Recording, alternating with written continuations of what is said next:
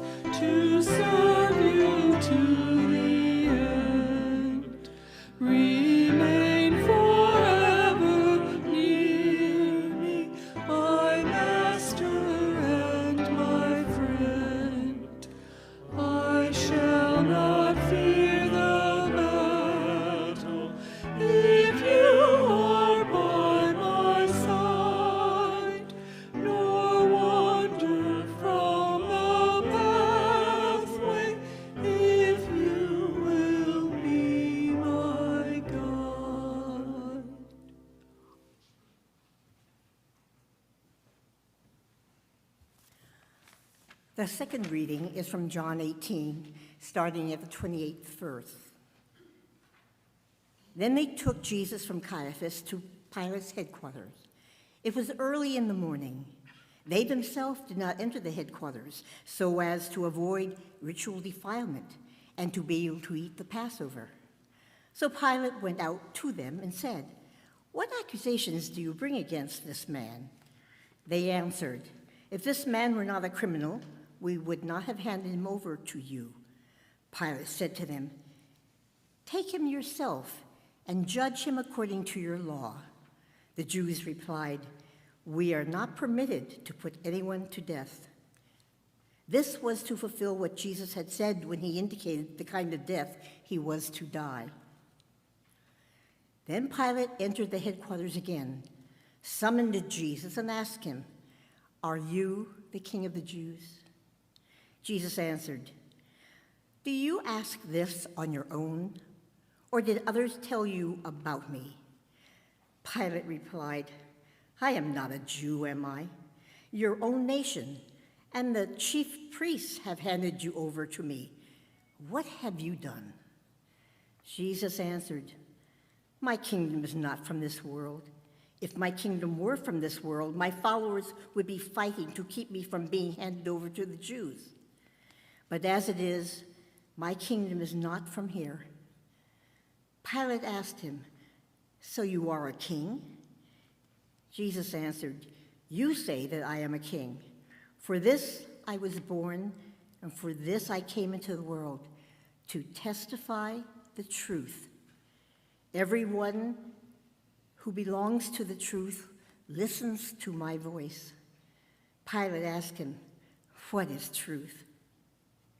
After he had said this, he went out to the Jews again and told them, "I find no case against him. But you have a custom that I release someone for you at the Passover. Do you want me to release for you the King of the Jews?" They shouted in reply, "Not this man, but Barabbas." Now Barabbas was a thief. Then Pilate took Jesus and had him flogged. Here ends the second reading.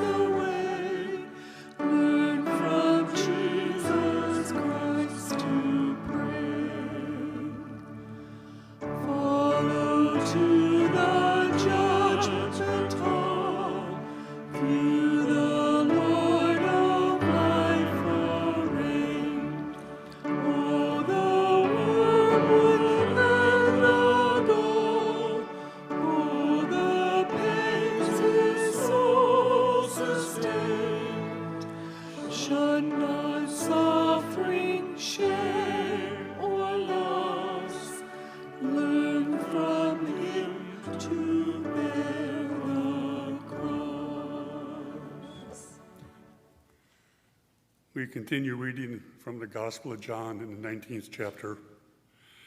"And the soldiers wove a crown of thorns and put it on his head, and they dressed him in a purple robe. They kept coming up to him saying, 'Hail, King of the Jews,' and striking him on the face. Pilate went out again and said to them, 'Look, I'm bringing him out to you to let you know that I find no case against him.' So Jesus came out, wearing the crown of thorns and the purple robe. Pilate said to them, 'Here is the man.'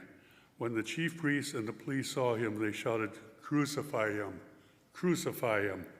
Pilate said to them, 'Take him yourselves and crucify him. I find no case against him.' The Jews answered him, 'We have a law, and according to that law he ought to die, because he claimed to be the Son of God.' Now when Pilate heard this, he was more afraid than ever. He entered his headquarters again and asked Jesus, "Where are you from?" But Jesus gave him no answer. Pilate therefore said to him, "Do you refuse to speak to me? Do you not know that I have the power to release you and the power to crucify you?" Jesus answered him, "You would have no power over me unless it had been given to you from above. Therefore, the one who handed me over to you is guilty of the greater sin." From then on, Pilate tried to release him, but the Jews cried out, "If you release this man, you are no friend of the emperor. Everyone who claims to be a king and sets himself against the emperor." When Pilate heard these words, he brought Jesus outside and sat on the judge's bench at a place called the Stone Pavement, or in Hebrew, Gabbatha. Now it was the day of preparation for the Passover, and it was about noon. He said to the Jews, "Here is your king." They cried out, "Away with him! Away with him! Crucify him!" Pilate asked them, "Shall I crucify your king?" The chief priests answered, "We have no king but the emperor." Then he handed him over to them to be crucified. So they took Jesus, and carrying the cross by himself, he went out to what is called the place of the skull, which in Hebrew is Golgotha. There they crucified him, and with him 2 others, one on either side, with Jesus between them. Pilate also had an inscription written and put it on the cross. It read, "Jesus of Nazareth, the King of the Jews." Many of the Jews read this inscription because the place where Jesus was crucified was near the city, and it was written in Hebrew, in Latin, and in Greek. Then the chief priests of the Jews said to Pilate, "Do not write the King of the Jews, but this man said, 'I am the King of the Jews.'" Pilate answered, "What I have written, I have written."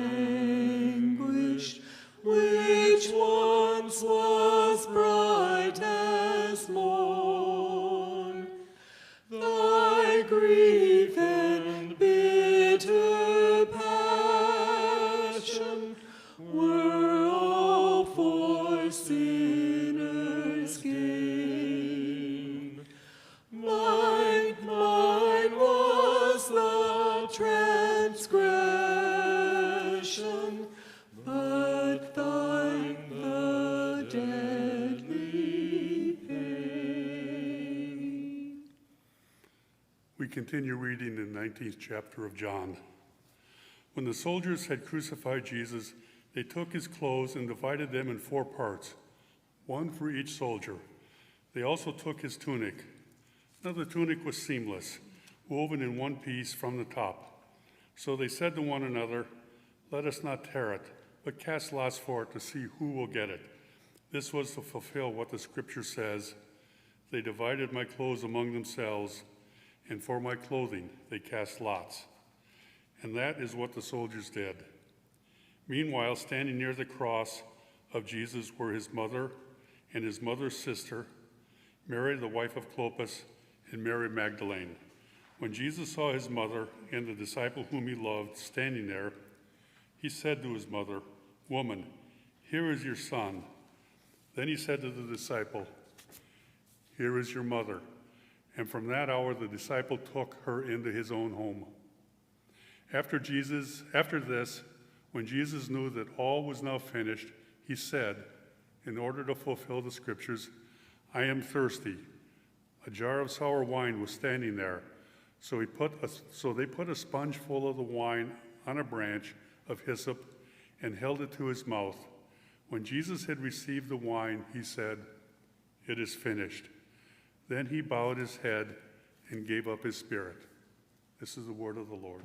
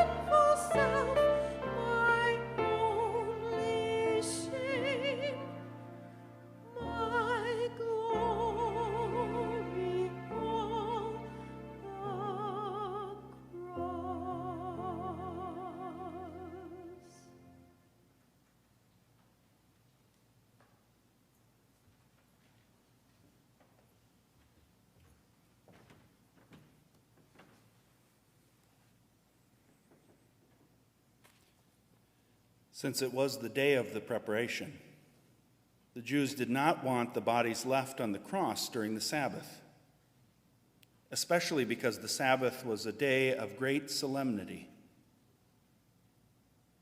So they asked Pilate to have the legs of the crucified men broken and the bodies removed. Then the soldiers came and broke the legs of the first and of the other who had been crucified with him. But when they came to Jesus and saw that he was already dead, they did not break his legs. Instead, one of the soldiers pierced his side with a spear, and at once the blood and water came out. He who saw this has testified so that you also may believe. His testimony is true, and he knows that he tells the truth. These things occurred so that the scripture might be fulfilled. None of his bones shall be broken. And again, another passage of scripture says, they will look on the one whom they have pierced. After these things, Joseph of Arimathea, who was a disciple of Jesus, though a secret one because of the fear of the Jews, asked Pilate to let him take away the body of Jesus. Pilate gave him permission, so he came and removed his body. Nicodemus, who had at first come to Jesus by night, also came, bringing a mixture of myrrh and aloes, weighing about 100 pounds. They took the body of Jesus and wrapped it with the spices and linen cloths, according to the burial custom of the Jews. Now there was a garden in the place where he was crucified, and in the garden there was a new tomb, in which no one had ever been laid. And so, because it was the Jewish day of preparation, and the tomb was nearby, they laid Jesus there.